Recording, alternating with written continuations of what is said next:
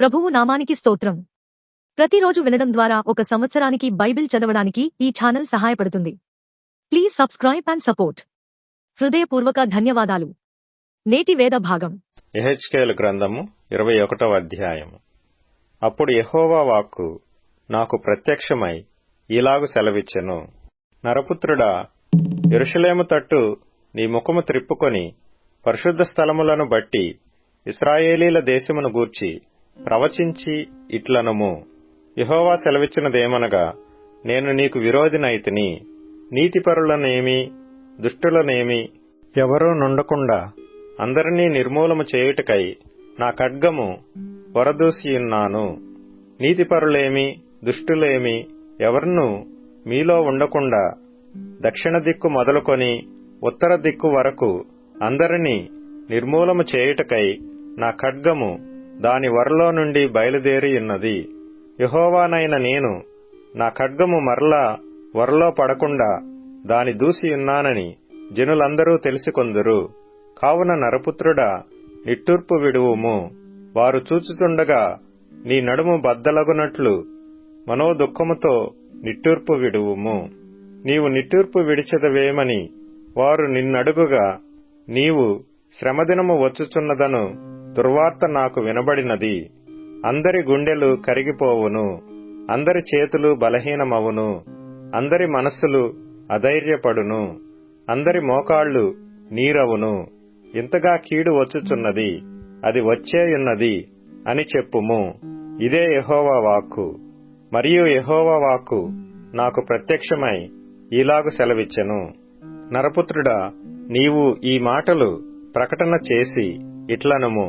యెహోవా సెలవిచ్చినదేమనగా, అదిగో ఖడ్గము ఖడ్గమే కనబడుచున్నది. అది పదును గలదై మెరుగు పెట్టియున్నది. అది గొప్ప వధ చేయుటకై పదును పెట్టియున్నది.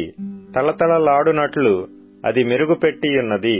ఇట్లుండగా నా కుమారుని దండము ఇతర దండములన్నిటినీ తృణీకరించున్నది అని చెప్పి మనము సంతోషించెదమా? మరియు దూయుటకు సిద్ధమగునట్లు అది మెరుగుపెట్టువాని యొద్ద నుంచబడియుండెను. హతము చేయువాడు పట్టుకొనున్నట్లుగా అది పదును గలదై మెరుగు పెట్టబడియున్నది. నరపుత్రుడా, అంగలార్చుము, కేకలు వేయుము. అది నా జనుల మీదికిని ఇశ్రాయేలీల ప్రధానుల మీదికిని వచ్చుచున్నది. ఖడ్గభయము నా జనులకు తటస్థించినది గనుక నీ తొడను చెరచుకొనుము. శోధన కలిగెను, తృణీకరించు దండము రాకపోయిననేమి? ఇదే యెహోవా వాక్కు. నరపుత్రుడా, చేతులు చరచుకొనుచు సమాచారము ప్రవచింపుము. ఖడ్గము ముమ్మారు రెట్టింపబడినదై జనులను హతము చేయునదై యున్నది. అది గొప్పవాని అంతఃపురము చొచ్చి వాని హతము చేయునది. వారి గుండెలు కరిగిపోవునట్లును పడద్రోయు అడ్డములు అధికములగునట్లును వారి గుమ్మములలో నేను ఖడ్గము దూసెదను. అయ్యయ్యో, అది తళతళలాడుచున్నది. హతము చేయుటకై అది దూయబడియున్నది. ఖడ్గమా, సిద్ధపడియుండుము. కుడివైపు చూడుము, ఎడమవైపు తిరుగుము. ఎక్కడ నీకు పనియుండునో అక్కడికి తిరుగుము. నేను కూడా నా చేతులు చరచుకొని నా క్రోధము తీర్చుకొందును. యెహోవానగు నేనే మాట ఇచ్చియున్నాను. మరియు యెహోవా వాక్కు నాకు ప్రత్యక్షమై ఇలాగు సెలవిచ్చెను. నరపుత్రుడా, బబులోను రాజు ఖడ్గము వచ్చుటకు 2 మార్గములను ఏర్పరచుము. ఆ రెండును ఒక దేశములో నుండి వచ్చునట్లు సూచించుటకై ఒక హస్తరూపము గీయుము. పట్టణపు వీధి కొనను దాని గీయుము. ఖడ్గమునకు అమ్మోనీయుల పట్టణమగు రబ్బాకు ఒక మార్గమును, యూదాదేశమందున్న ప్రాకారములు గల పట్టణమగు యెరూషలేమునకు ఒక మార్గమును ఏర్పరచుము. బాటలు చీలు చోట 2 మార్గములు చీలు స్థలమున శకునము తెలుసుకొనుటకు బబులోను రాజు నిలుచుచున్నాడు. అతడు బాణములను ఇటు అటు ఆడించుచు విగ్రహముల చేత విచారణ చేయుచు కార్యమును బట్టి శకునము చూచుచున్నాడు. యెరూషలేము ఎదుట గుమ్మములను పడగొట్టు యంత్రములు పెట్టుమనియు హతము చేయుదమనియు ధ్వని ఎత్తుమనియు జయధ్వని బిగ్గరగా ఎత్తుమనియు గుమ్మములకు ఎదురుగా పడగొట్టు యంత్రములు ఉంచుమనియు, దెబ్బలు వేయుమనియు, ముట్టడి దెబ్బలు కట్టుమనియు యెరూషలేమును గూర్చి తన కుడి తట్టున శకునము కనబడెను. ప్రమాణములు చేసుకొనిన వారికి ఈ శకునము వ్యర్థముగా కనబడును. అయితే వారు పట్టబడునట్లు వారు చేసుకొనిన పాపమును అతడు వారి జ్ఞాపకమునకు తెప్పించును. కాబట్టి ప్రభువైన యెహోవా ఇలాగు సెలవిచ్చుచున్నాడు, మీ అతిక్రమములు బయటపడుట వలన మీ సమస్త క్రియలలో నుండి మీ పాపములు అగుపడునట్లు మీ దోషము మీరు మనస్సునకు తెచ్చుకొనినందునను, నేను మిమ్మును జ్ఞాపకము చేసుకొనినందునను మీరు చెయ్యి చిక్కియున్నారు. గాయపడినవాడా, దుష్టుడా, ఇశ్రాయేలీలకు అధిపతి, దోష సమాప్తి కాలమున నీకు తీర్పు వచ్చియున్నది. ప్రభువైన యెహోవా ఇలాగు సెలవిచ్చుచున్నాడు, తలాటమును తీసివేయుము, కిరీటమును ఎత్తుము. ఇది ఇకనూ ఇట్లుండదు. ఇక మీదట నీచుని గనునిగాను, గనుని నీచునిగాను చేయుము. నేను దానిని పడద్రోయుదును, పడద్రోయుదును, పడద్రోయుదును. దాని స్వాస్థ్యకర్త వచ్చు వరకు అదియూ నిలువదు. అప్పుడు నేను దానిని అతనికిచ్చెదను.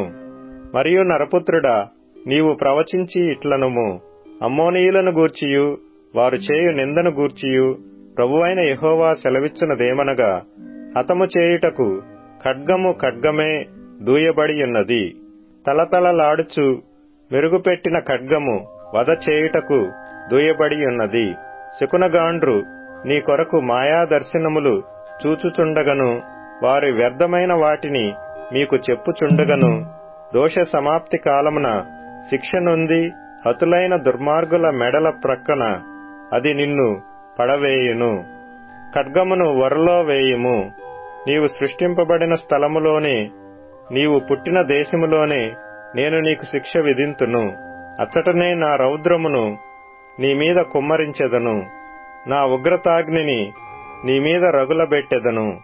నాశనము చేయుటయందు నేర్పరులైన క్రూరులకు నిన్ను అప్పగించెదను. అగ్ని నిన్ను మృంగును, నీ రక్తము దేశములో కారును. నీ వెన్నటికి నీ జ్ఞాపకమునకు రాకయిందువు. యెహోవానగు నేనే మాట ఇచ్చియున్నాను. యెహెజ్కేలు గ్రంథము 22వ అధ్యాయము. మరియు యెహోవా వాక్కు నాకు ప్రత్యక్షమై ఇలాగు సెలవిచ్చెను, నరపుత్రుడా, ప్రాణహాని చేయు ఈ పట్టణమునకు నీవు తీర్పు తీర్చుదువా? దానికి నీవు తీర్పు తీర్చు నెడల అది చేయు హేయక్రియలన్నిటినీ దానికి తెలియజేసి ఈలాగున ప్రకటింపవలెను. ప్రభువైన యెహోవా సెలవిచ్చునదేమనగా, నీ కాలము వచ్చున్నట్లు నరహత్యలు చేయు పట్టణమా, నిన్ను అపవిత్రపరుచుకొనున్నట్లు విగ్రహములు పెట్టుకొను పట్టణమా, నీవు చేసిన నరహత్యల చేత నీకు నీవే నేరస్థాపన చేసుకొంటివి. నీవు పెట్టుకొనిన విగ్రహముల చేత నిన్ను నీవే అపవిత్రపరుచుకొంటివి. నీకు నీవే శిక్ష తెప్పించుకొంటివి. శిక్షా సంవత్సరములు వచ్చుటకు నీవే కారణమైతివి. కాబట్టి అన్యజనములలో నిందాస్పదముగాను సకల దేశములలో అపహాస్యాస్పదముగాను నిన్ను నియమించుచున్నాను. సమీపస్థులేమి దూరస్థులేమి అందరూ అపకీర్తి పొందిన దానవనియు అల్లరితో నిండిన దానవనియు నిన్ను అపహసింతురు. నీలోని ఇశ్రాయేలీల ప్రధానులందరూ తమ శక్తి కొలది నరహత్య చేయుదురు. నీలో తల్లిదండ్రులు అవమానమొందుదురు.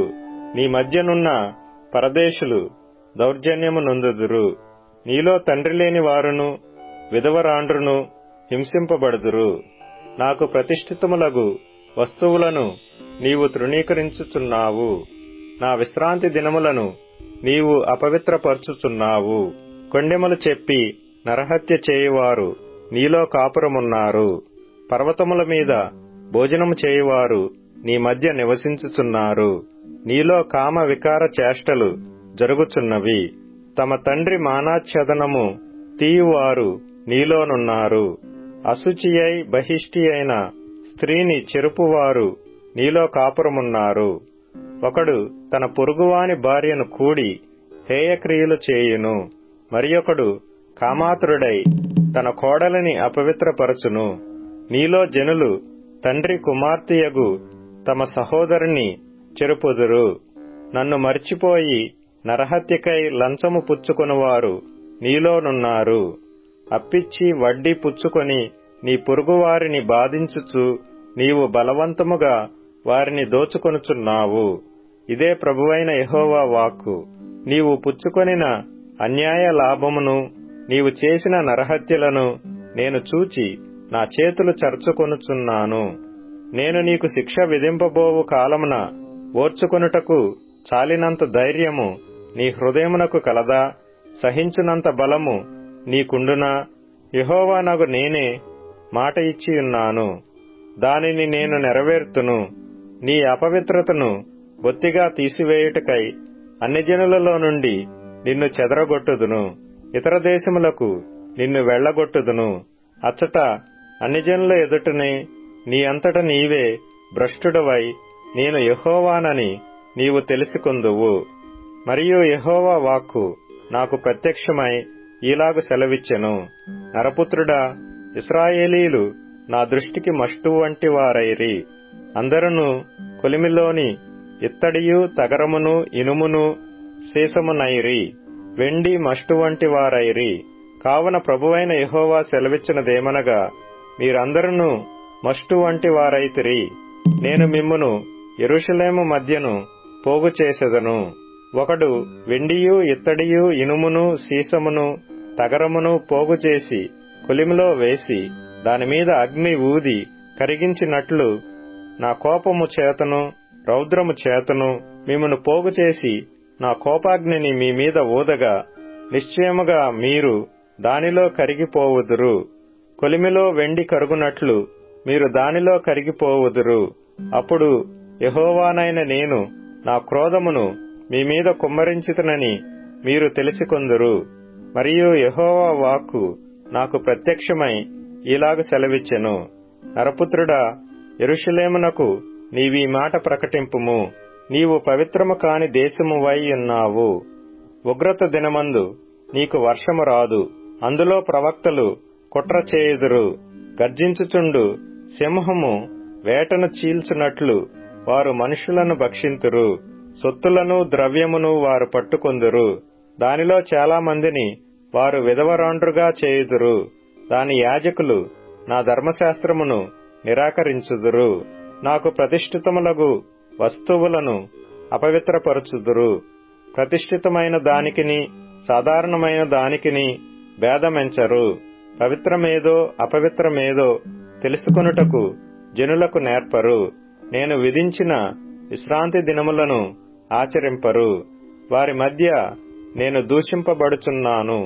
దానిలో అధిపతులు లాభము సంపాదించుటకై నరహత్య చేయుటలోను మనుష్యులను నశింపజేయుటలోను వేటను చీల్చు తోడేళ్ల వలె ఉన్నారు. మరియు దాని ప్రవక్తలు వ్యర్థమైన దర్శనములు కనుచు యెహోవా ఏమీయూ సెలవియ్యనప్పుడు ప్రభువైన యెహోవా ఇలాగు సెలవిచ్చుచున్నాడని చెప్పుచు వట్టి సోదెగాండ్రయ్యు జనులు కట్టిన మంటి గోడకు గచ్చుపూత పూయువారై ఉన్నారు. మరియు సామాన్య జనులు బలాత్కారము చేయుచు దొంగిలించుచుందురు. వారు దీనులను దరిద్రులను హింసించుదురు. అన్యాయముగా వారు పరదేశులను బాధించుదురు.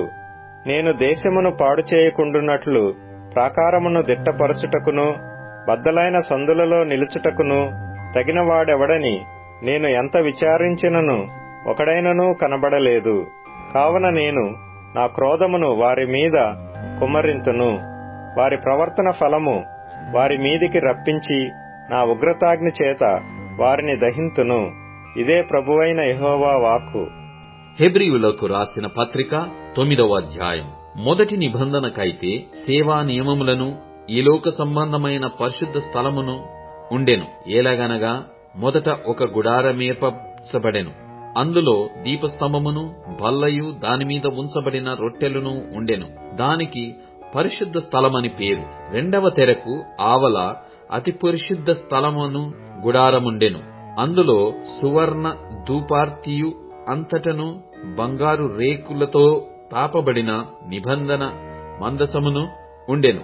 ఆ మందసములో మన్నా గల బంగారు పాత్రయు చిగిరించిన అహారోను చేతి కర్రయు నిబంధన పలుకలును ఉండెను. దానిపైని కర్ణాపీఠమును కమ్ముకొనుచున్న మహిమగల కెరూబులుండెను. వీటిని గూర్చి ఇప్పుడు వివరముగా చెప్పవల్లబడదు.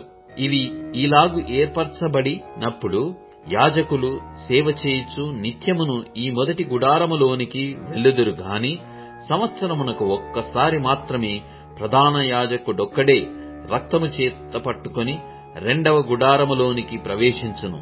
ఆ రక్తము తన కొరకును ప్రజల అజ్ఞాన కృతముల కొరకును అతడర్పించును. దీనిని బట్టి ఆ మొదటి గుడారము ఇంకా నిల్చుండగా అతి పరిశుద్ధ స్థలములో ప్రవేశించు మార్గము బయలుపరచబడలేదని పరిశుద్ధాత్మ తెలియజేయుచున్నాడు. ఆ గుడారము ప్రస్తుత కాలమునకు ఉపమానముగా ఉన్నది. ఈ ఉపమానార్థమును బట్టి మనస్సాక్షి విషయములో ఆరాధకునికి సంపూర్ణ స్థితి కలగజేయలేని అర్పణలును బలులను అర్పింపబడుచున్నవి. ఇవి దిద్దుబాటు జరుగు కాలము వచ్చు వరకు విధింపబడి అన్నపానములతోనూ నానా విధములైన ప్రాక్షాళనములతోనూ సంబంధించిన శరీరాచారములు మాత్రమైనయున్నవి. అయితే క్రీస్తు రాబోవుచున్న మేలుల విషయమై ప్రధాన యాజకుడుగా వచ్చి తానే నిత్యమైన విమోచన సంపాదించి హస్తకృతము కానిది అనగా ఈ సృష్టి సంబంధము కానిదియు మరి ఘనమైనదియు పరిపూర్ణమైనదియు నైన గుడారము ద్వారా మేకల యొక్కయు కోడెల యొక్కయు రక్తముతో కాక తన స్వరక్తముతో ఒక్కసారే పరిశుద్ధ స్థలములో ప్రవేశించెను.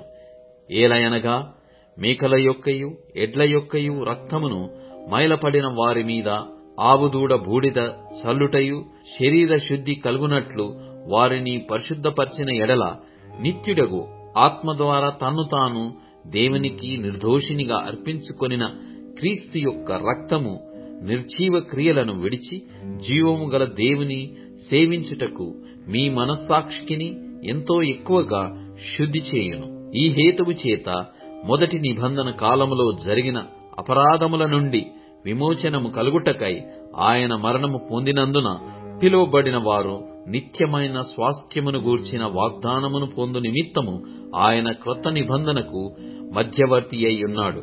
మరణ శాసనమెక్కడ ఉండునో అక్కడ మరణ శాసనము వ్రాసిన వాని మరణము అవశ్యము. ఆ శాసనమును వ్రాసినవాడు మరణము పొందితేనే అది చెల్లును. అది వ్రాసినవాడు జీవించుచుండగా అది ఎప్పుడైనను చెల్లునా? ఇందుచేత మొదటి నిబంధన కూడా రక్తము లేకుండా ప్రతిష్ఠింపబడలేదు. ధర్మశాస్త్ర ప్రకారము మోషే ప్రతి యాజ్ఞను ప్రజలతో చెప్పిన తరువాత ఆయన నీళ్లతోనూ రక్తవర్ణము గల గొర్రెబొచ్చుతోనూ హిస్సోపుతోనూ కోడెల యొక్కయు మేకల యొక్కయు రక్తమును తీసుకొని దేవుడు మీ కొరకు విధించిన నిబంధన రక్తమిదే అని చెప్పుచు గ్రంథము మీదను ప్రజలందరి మీదను ప్రోక్షించెను. అవిధేయముగా గుడారము మీదను సేవా పాత్రలన్నిటి మీదను ఆ రక్తమును ప్రోక్షించెను. మరియు ధర్మశాస్త్ర ప్రకారము సమస్త వస్తువులను రక్తము చేత శుద్ధి చేయబడుననియు రక్తము చిందింపకుండా పాపక్షమాపణ కలగదనియు సామాన్యముగా చెప్పవచ్చును. పరలోకమందున్న వాటిని పోలిన వస్తువులు ఇట్టి బలుల వలన శుద్ధి చేయబడవలసి ఉండెను గాని పరలోక సంబంధమైనవి వీటికంటే శ్రేష్టమైన బలుల వలన శుద్ధి చేయబడవలసి ఉండెను. అందువలన నిజమైన పరిశుద్ధ స్థలమును పోలి హస్తకృతమైన పరిశుద్ధ స్థలములలో క్రీస్తు ప్రవేశింపలేదు గాని ఇప్పుడు మన కొరకు దేవుని సముఖమందు కనబడుటకు పరలోకమందే ప్రవేశించెను. అంతేకాదు ప్రధాన యాజకుడు ప్రతి సంవత్సరము తనది కాని రక్తము తీసుకొని పరిశుద్ధ స్థలములోనికి ప్రవేశించినట్లు ఆయన అనేక పర్యాయములు తన్ను తాను అర్పించుకొనుటకు ప్రవేశింపలేదు.